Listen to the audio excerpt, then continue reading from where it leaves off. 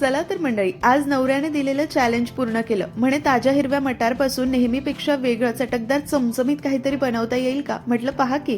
चमचाभर तेल गरम केलं, त्यामध्ये 1.5 कप ताजा हिरवा मटार घातला, चवीनुसार मीठ घालून एकजीव केलं.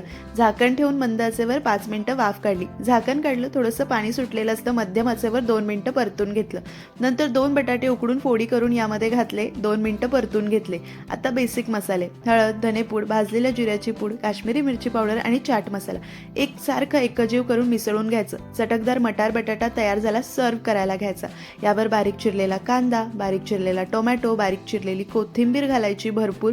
आणि आपण मटार चाट बनवतोय तर मग ही चटपटीत आंबट गोड चिंचगूळ खजुराची चटणी, हवं तर हिरवी चटणीही घालू शकतात. वरतून कुरकुरीत बारीक शेव आणि संध्याकाळच्या छोट्या बुकेसाठी चटकदार ही मटार चाट एकदा करून पहा. पाहूनच तोंडात पाणी येईल इतकी चमचमीत. नवऱ्याला आणि मुलाला सुद्धा खूप आवडली. नक्की ट्राय